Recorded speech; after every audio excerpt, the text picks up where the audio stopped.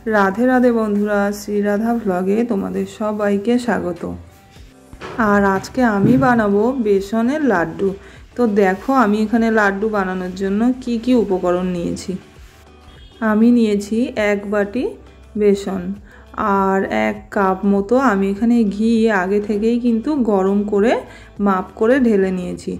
और एखाने आमी एक बाटिर मतो चीनी नियेछि और चीनीटा किन्तु आमी गुঁড়ো करे नियेछि। और एखाने अल्प एकटू एलाचेर गुঁড়ো और सामान्य एकटू फुड कालार नियेछि और नियेछि किछुटा काजू और किशमिश, एटा किन्तु साजानोर जोन्नोई नियेछि।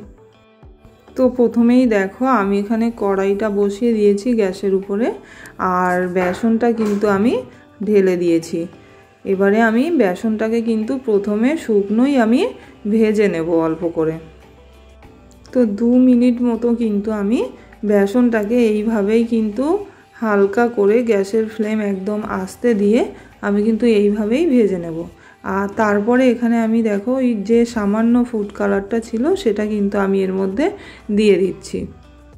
एखाने तोमरा चाइले फुड कालारटा नाओ दिते पारो, सामान्य एकटू हलुदेर गुঁড়ো दिए दिलेও किन्तु हये যায়।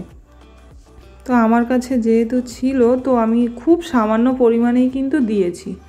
और तारपर एखाने देखो बेसनटा किन्तु आमार कालार चेंज हये गेছে, এটা किन्तु भाजा हये गेছে।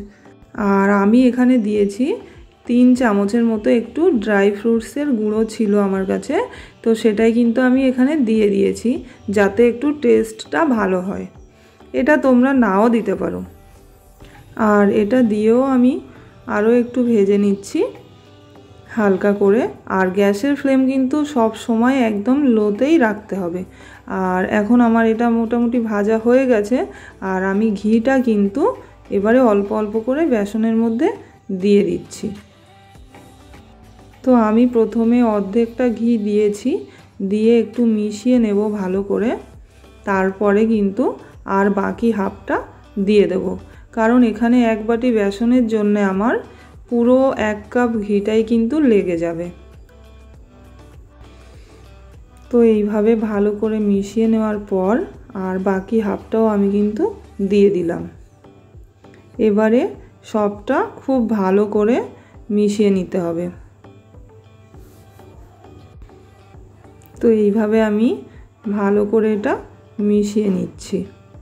আর মেশানো হয়ে গেলেই কিন্তু এটা কিন্তু রেডি হয়ে গেছে, আর কিন্তু গ্যাসের কোনো কাজ নেই। তো গ্যাসটা আমি কিন্তু অফ করে দিয়েছি আর এটা কিন্তু আমি এবার অন্য একটা পাত্রে নামিয়ে নেব।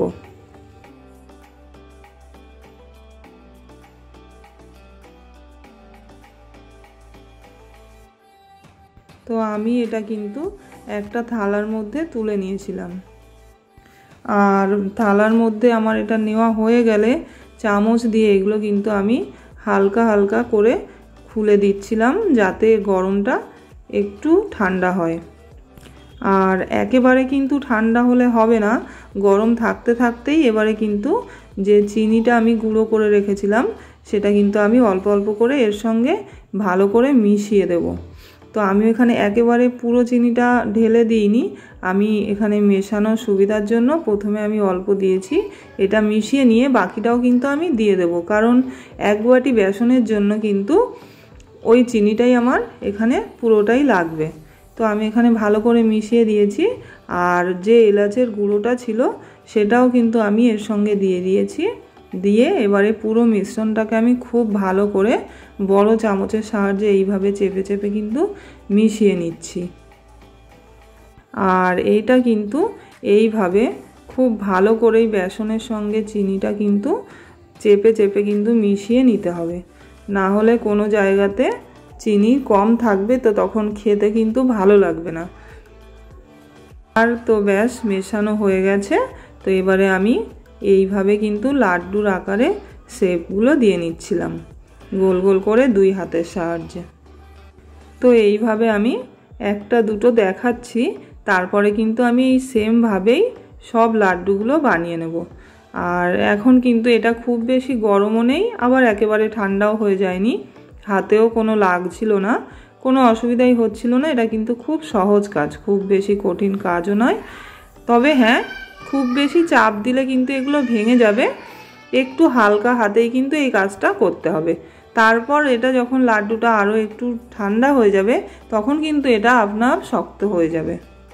তো এখানে দেখো আমার কিন্তু সব লাড্ডুগুলোই হয়ে গেছিলো, আর আমি উপর থেকে একটু করে কাজু আর কিশমিশ এইভাবে কিন্তু সাজিয়ে দিচ্ছিলাম। এক বাটি বেসনে আমার কিন্তু এই লাড্ডুগুলোই হয়েছিল। তো আমি প্রথমে গোপালের জন্য রেখে তারপর কিন্তু সবাইকে দিয়েছিলাম, আর এটা আমি ভেঙেও দেখালাম। দেখো কতটা সুন্দর হয়েছে, একদম কিন্তু নরম নেই, বেশ সুন্দর হয়ে গেছে।